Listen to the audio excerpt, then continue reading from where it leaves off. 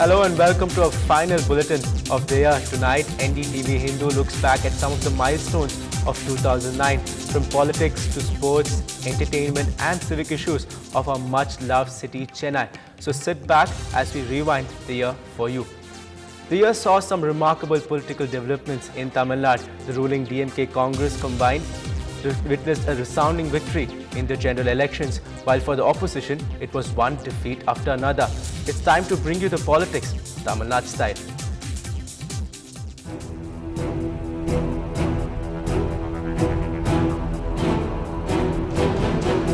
The year 2009 began with a fight. The by-elections in Tirumangalam, a small town in the Madurai district.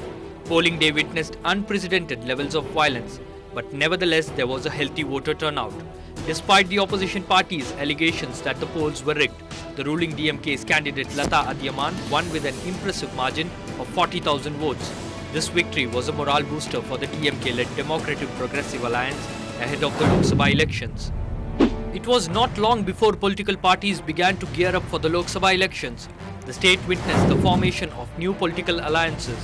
The left parties dumped the ruling DMK and crossed over to the AIADMK camp, while the PMK revived its ties with Amma after a 7-year break. Electioneering turned up the heat on Tamil Nadu's political landscape. The plight of the Sri Lankan Tamils and the pro-Eelam rhetoric was high on the campaign agenda. Jayalalitha went on a hunger strike.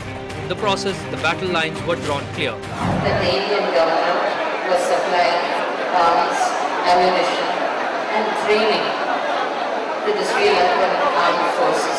And it was obvious that the Sri Lankan Tamils issue would be the opposition's major poll plank. For a moment, it seemed that the ruling DMK Congress combined was cornered. But the 86-year-old Karunanidhi reacted quickly, proving along the way that despite his age, his fighting spirit remained intact. He went on an indefinite hunger strike. The ongoing Sri Lankan war continued to impact the state, echoing on the election scene.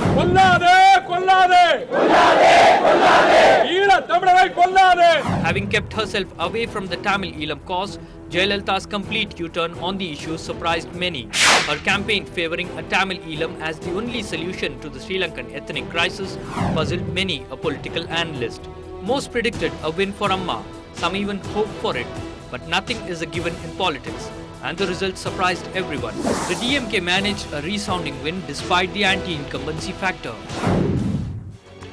But the celebrations in the DMK camp did not last long. My leader, Dr. Kalanga Karunanidhi, has advised me to inform you that DMK will support from outside.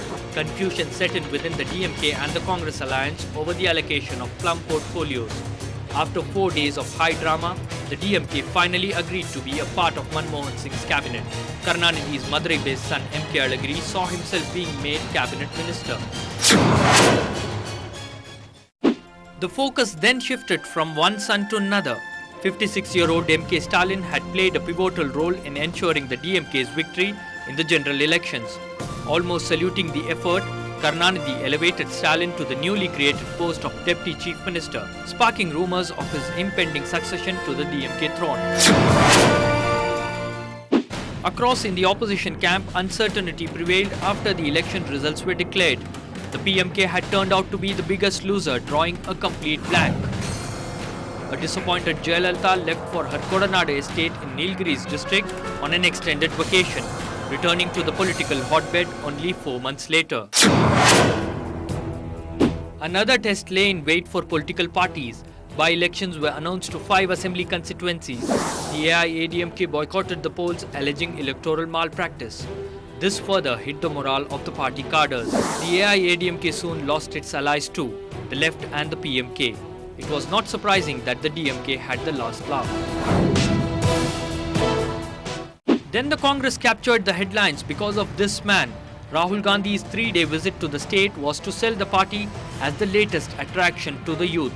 The ruling DMK was left a little uncomfortable, but Congress party leaders believed that Rahul's visit would reap dividends and revolutionize its image. Tamil Nadu continued to stay in the news for statute diplomacy with Karnataka over the Hogenekkal and the decades-old Kaveri water dispute. It marked the thawing of ice between the two states.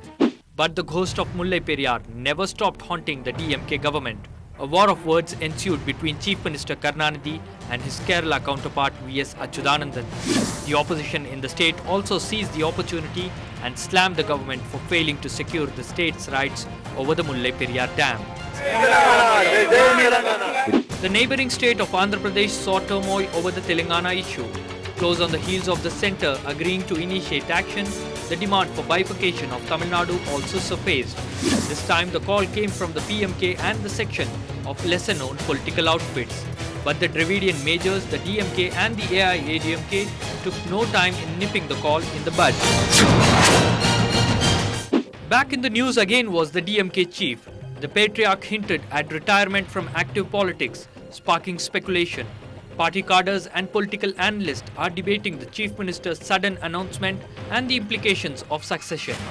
However, Karunanidhi has left everyone guessing, saying an announcement will come only in June 2010.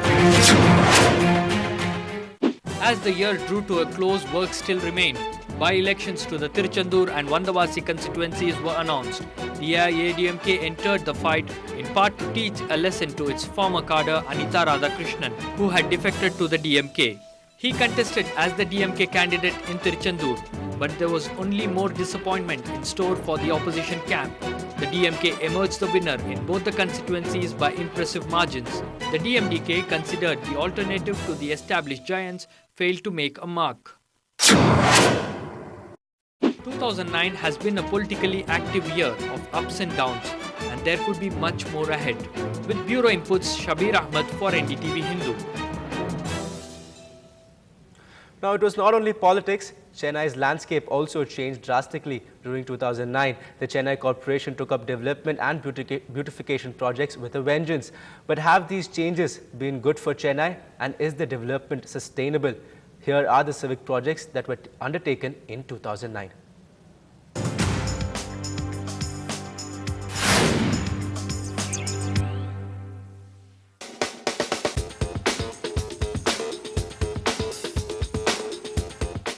The most dramatic change that Chennai saw in 2009 was the Marina Beautification Project. Undertaken at a cost of 26 crore rupees, the 3-kilometer stretch between Napier Bridge and the lighthouse now has tiled promenades, lawns, galleries, footpaths and lamps. The city's favourite hangout has definitely moved upscale. The Elliott's Beach is also not being left behind.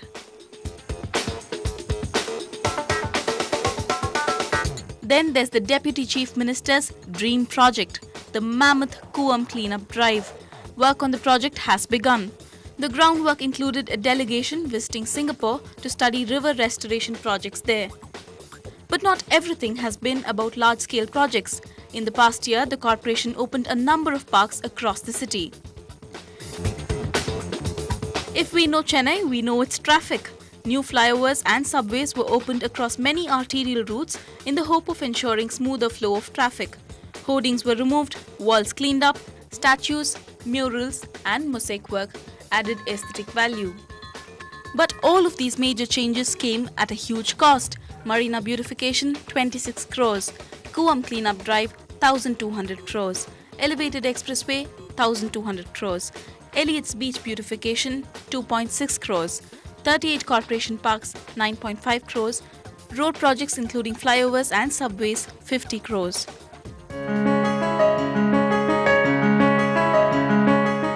If reactions of Chennaiites are anything to go by, the corporation's efforts seem to have paid off. But not everything has been good news. The Kuam cleanup and the elevated expressway will displace 1 lakh people according to estimates released by the government itself.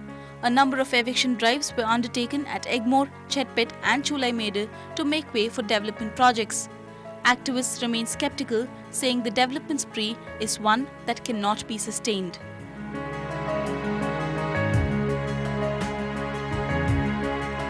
As the sun sets on the Chennai landscape, many hope that development in the new year will be more inclusive.